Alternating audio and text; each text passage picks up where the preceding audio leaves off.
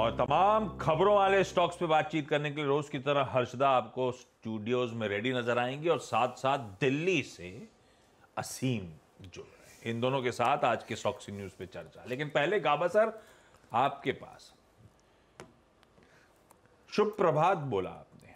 हाँ जी महोदय, शब्दावली में कोई नया शब्द जोड़ा नहीं क्या आपने? गौरांग की कक्षा से कुछ निकल के नहीं आया क्या? बहुत डिफिकल्ट है, लेकिन मैंने एक चुना था, लेकिन एंड में भूल गया। वो था लक्ष्यांत या समथिंग लाइक दैट। लक्ष्यांक था गौरांग का। हाँ, टारगेट्स।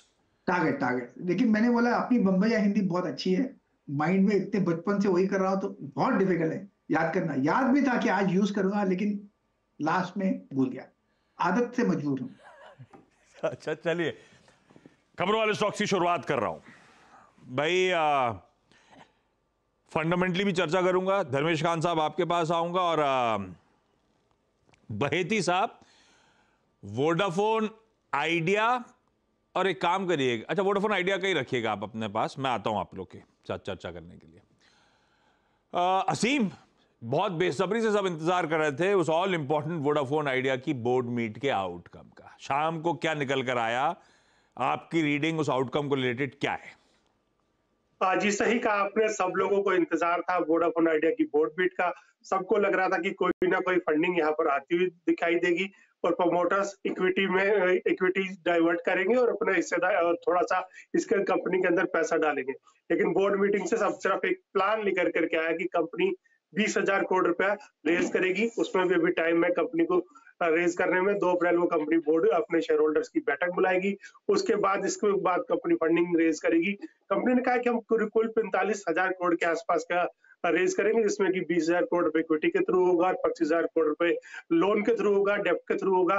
तो ये कंपनी का एक प्लान है, निकल करके आया है, वो जो काफी लॉन्ग टर्म प्लान है। क्योंकि जो इन्वेस्टर्स थे वो वो सोच रहे थे कि कोई एक नियर टर्म प्लान उनको देखने को मिलेगा। वो प्लान अभी देखने को नहीं मिला है। खासतौर पर ये भी बता दूं, कंपनी पिछले 3 साल से लगातार बात कर रही है कि कोई इन्वेस्टर आएगा यहाँ पर कंपनी के अंदर इन्वेस्ट करेगा और कंपनी आगे फॉरवर्ड करेगी, लेकिन वो अभी तक देखने को नहीं मिला है। और अगर मैं इस लेवल के ऊपर बात करूं तो 20,000 करोड़ रुपए की इक्विटी के थ्रू डाइवर्ट करना होगा, तो कंपनी को करीबन करीबन 26% प्रमोटर को अपना हिस्सा बेचना पड़ेगा। 33% सरकार की पहले हिस्सेदारी है, तो प्रमोटर की हिस्सेदारी और काफी कम हो जाएगी। तो इसको लेकर के ब्रोकरेज हाउस भी काफी ज्यादा उत्साहित नहीं दिख रहे हैं। ब्रोकर हाउस ने दोबारा से इसका टारगेट शेयर प्राइस घटा दिया। बाकी आपके मार्केट से है वो बता देगी कि किस तरह से इस खबर पे रिएक्ट करना है। बिल्कुल। देखिए, इसका एक चार्ट दिखाते हैं हम, 1 महीने का वोडाफोन आइडिया का।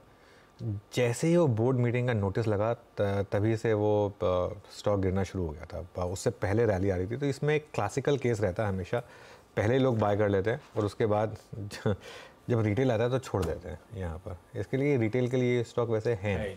और एक हमने चीज़ें कल भी डिस्कस की थी कि शायद बोर्ड मीटिंग में कुछ बहुत ज़्यादा निकल के आएगा नहीं यहाँ से।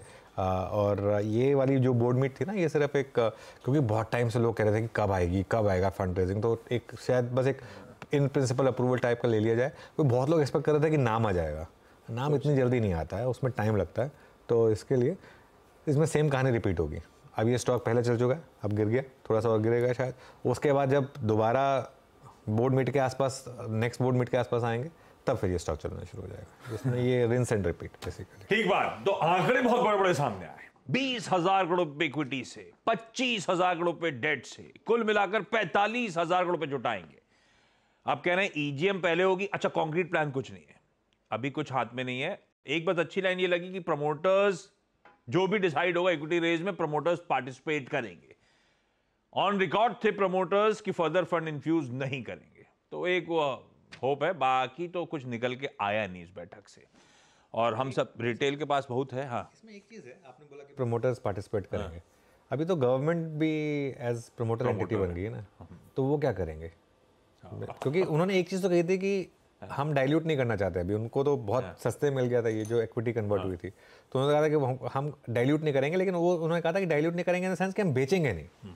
लेकिन अब अगर इक्विटी ही डाइल्यूट हो रही है, एक बहुत बड़ी इक्विटी 20,000 करोड़ अगर आप रेस कर रहे हैं, तो ऑब्वियसली वो इक्विटी डाइल्यूशन हो रहा है। इन दैट केस क्या गवर्नमेंट भी उतना पार्टिसिपेट करेगी? फॉर एग्जाम्पल, अगर राइट्स आता है या फॉलो ऑन आता है, तो क्या गवर्नमेंट उसमें पार्टिसिपेट करेगी टू मेंटेन उनका जो परसेंटेज स्टेक है? वो मेरे ख्याल से वो तो थोड़ा सा टफ हिस्सा एंगल होगा, अनलेस वो बहुत स्टीप डिस्काउंट पे है।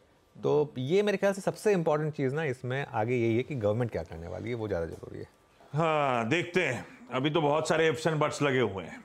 अभी तो ईजीएम से तो मंजूरी आ जाएगी, उसके बाद इंपॉर्टेंट वो कह रहे हैं रिलीज में कि अगले क्वार्टर में हम फंड रेज कर देंगे। देखते हैं। ब्रोकरेजेस, अब रिटेल बड़ा उत्साहित होकर आप वो नंबर से, तो ब्रोकरेजेस सुन लीजिए। जो असीम कह रहे थे, नोमुरा का रिड्यूस कॉल ₹6.5 का टारगेट, सीएलएसए का सेल कॉल ₹5 के लक्ष्य के साथ। बैती साहब क्या करोगे आप इस स्टॉक पे?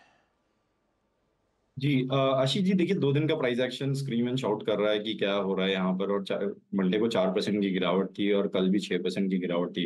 हमें लग रहा है इसमें आज अच्छी खासी गिरावट देखने मिल सकती है और स्टॉक का काफी स्लिप हो सकता है नीचे के लेवल पे।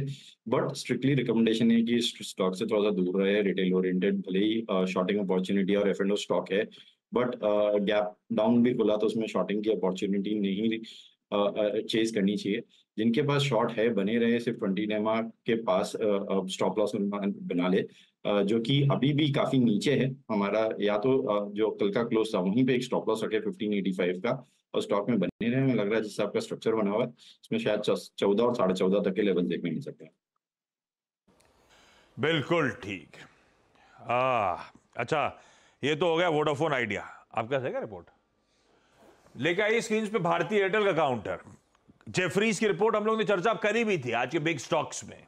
रडार पर रहेगा ये स्टॉक, क्योंकि वोडाफोन आइडिया की फंडरेज से पहले बीच में थोड़ा सा सल करा। कल वोडाफोन आइडिया ठंडा पड़ रहा था, भारतीय चलना शुरू हो चुका था वापस। बाय कॉल 1300 के टारगेट्स के साथ जेफरीज खड़ा हुआ है। खैर, उन्होंने भारतीय हेक्साकॉम रिलेटेड बातचीत करी है, प्लस सुनील भारती मित्तल साहब ने न्यूज़पेपर से चर्चा करी थी। उसमें वो स्पेसिफिकली कह रहे हैं कि कई सारे नॉन कोर बिजनेसेस जो हैं उनसे एग्जिट करने की तैयारी, जहां पे वो स्केल अप। कुछ कहना चाहते हो आप? मैं वही, I thought you were coming to me on this, but go ahead. बोलिए बताइए। नहीं, बस वही कहा है कि नॉन कोर बिजनेस जो अच्छा नहीं कर रहे हैं, जहां पर स्केल नहीं देखने को मिल रहा है, उससे एग्जिट करेंगे। ये मोबाइल वर्ल्ड कांग्रेस में दरअसल सुनील भारती मित्तल पहुंचे हैं और हर साल वहां पर ऐसे कुछ बड़े बयान आते हैं टेलीकॉम मेजर्स से। उन्होंने स्पेसिफिकली कहा है कि भारती को अब एक डिजिटल एंटिटी के तौर पर एयरटेल को क्रिएट किया जाएगा। इनका फोकस रहेगा अफ्रीका ऑपरेशंस पर, अपने पेमेंट बैंक पर, साथ ही साथ one web satellite broadband venture पर, क्योंकि वहां पर अच्छा खासा पोटेंशियल है बिजनेस को स्केल करने का। एयरटेल एंटरप्राइज सेगमेंट की जो वैल्यू है वो कह रहे हैं कि करीब करीब $10 बिलियन की है, तो वहां पर बड़ा पोटेंशियल है बिजनेस को बढ़ाने का और ऑफ कोर्स रेवेन्यू कमाने का।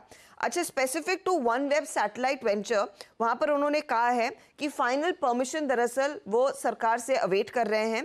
FDI क्लियर है।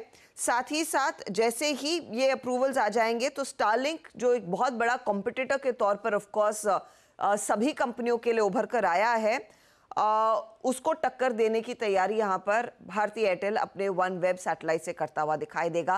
तो ये बड़े टेकअवेज हैं, इसीलिए ब्रोकरेजेस भी दरअसल इस स्टॉक पर कर रही हैं फोकस। धर्मेश, क्या करोगे आप भारतीय एयरटेल पे? बहुत अच्छे मूव्स ऑलरेडी आए हुए हैं, आप लोग का हाउस कॉल क्या है? आशीष जी, बाई का ही है, बिकॉज अभी तो डुओपोली हो रखा भारती और जियो के बीच में। भारतीय के आरपूज इम्प्रूव हुए हैं कंपेयर टू जियो, जो कि 182-83 रुपये के आसपास आरपू उसका अभी भी हैंग कर रहा है। भारतीय ने 200 क्रॉस कर लिया है और मैनेजमेंट का गाइडेंस था 220 से 225 से लेके जाने का, तो मुझे लगता है वो भी अचीवेबल होगा। और ये सब थीमेटिक प्लेस जो होते हैं इनिशियली काफ़ी इंटरेस्टिंग लगते हैं, लाइक ये वन वेब का जो इनका कॉन्सेप्ट है सैटेलाइट के थ्रू, वहाँ पे एक बार तो इसमें ये एक सोल प्लेयर होगा इंडिया प्लेटफॉर्म से, तो वहाँ पर काफ़ी अच्छा एक ट्रैक्शन मिलेगा।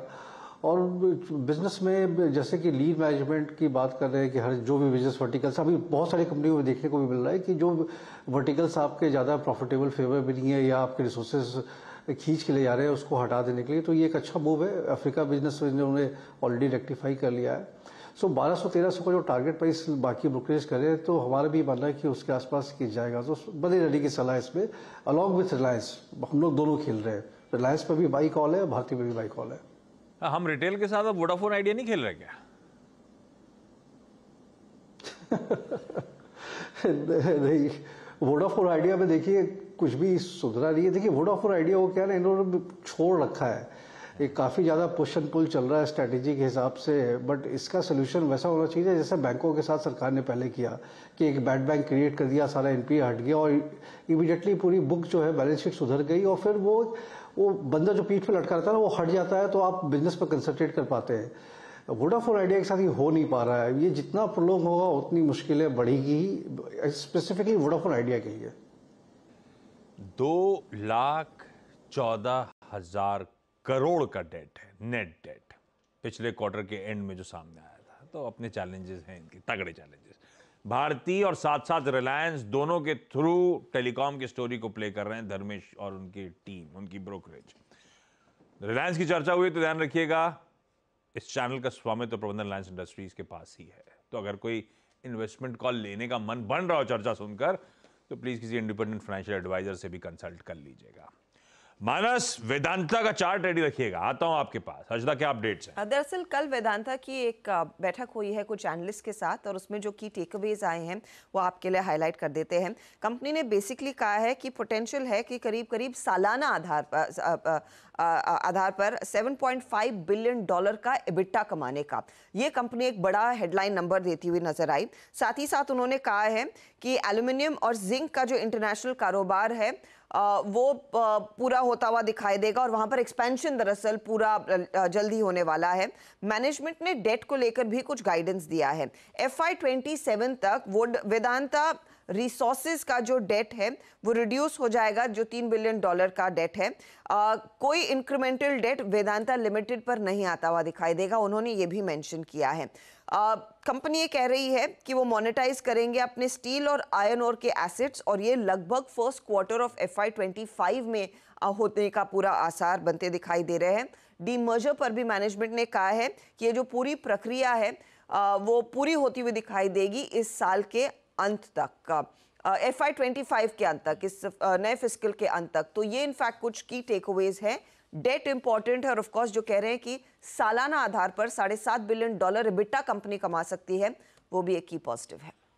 चलिए, कमेंट्री बढ़िया है। एबिटा को लेकर, डेट रिडक्शन को पेरेंट लेवल पे जो हो रहा है उन सब पे कमेंट्री अच्छी। CLSA ने इसका मामला सुधारा भी, पर लक्ष्य सुधर के भी आए 260 पे।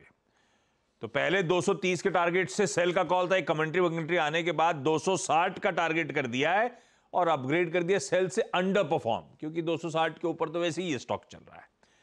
पर मानस, दमखम है क्या टेक्निकली?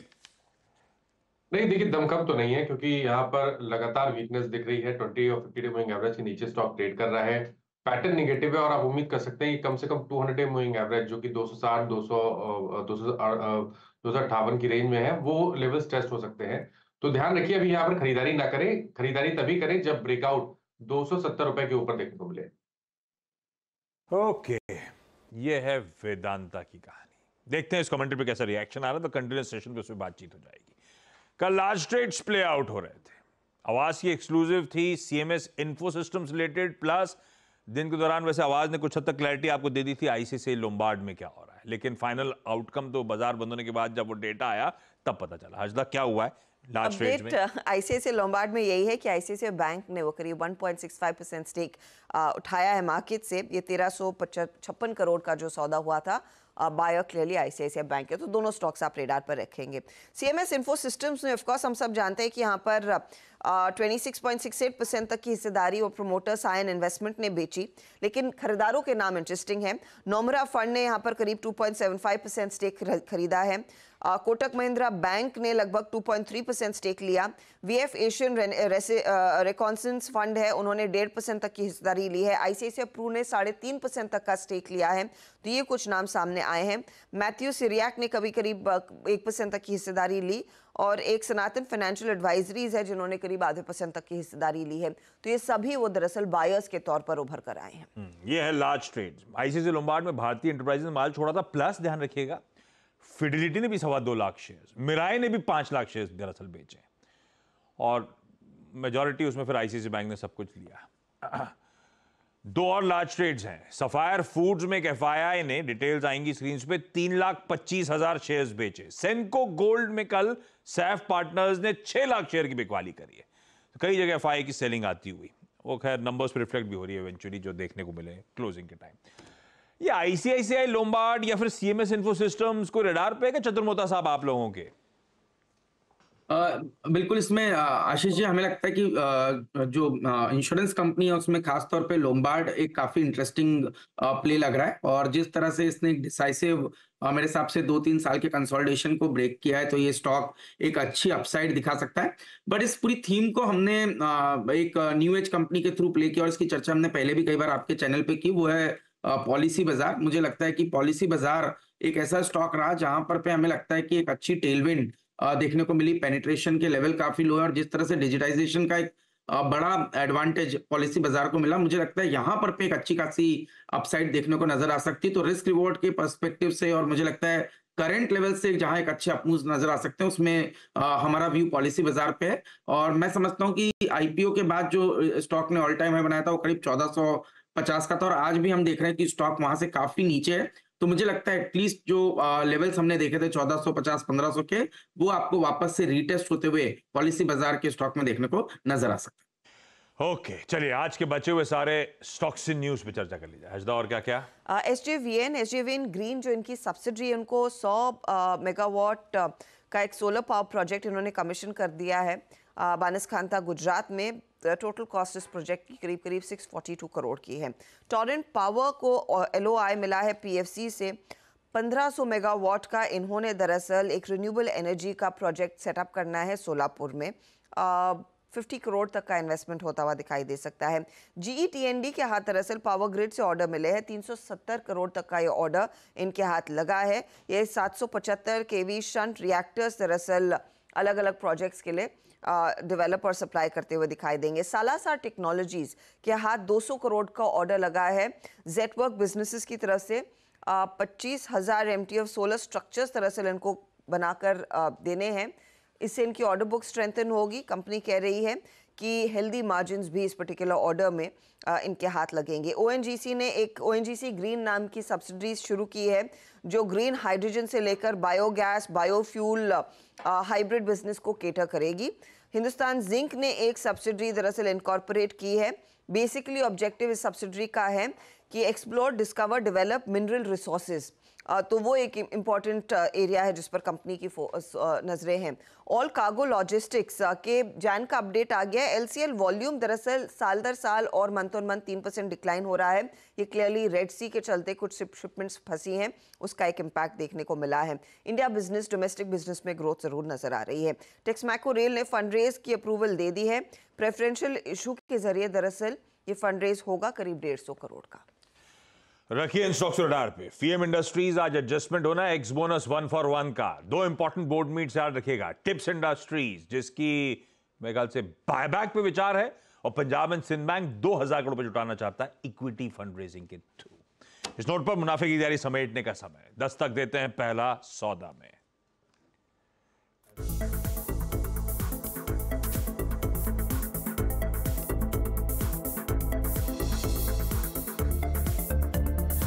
ये है पहला सौदा, सीएनबीसी आवाज मोतीलाल ओसवाल स्टूडियो से लाइव। बता दें कि मनी कंट्रोल पर दिए गए विचार एक्सपर्ट्स के अपने निजी विचार होते हैं। वेबसाइट या मैनेजमेंट इसके लिए उत्तरदायी नहीं है। यूजर्स को मनी कंट्रोल की सलाह है कि कोई भी निवेश निर्णय लेने से पहले सर्टिफाइड एक्सपर्ट की सलाह लें।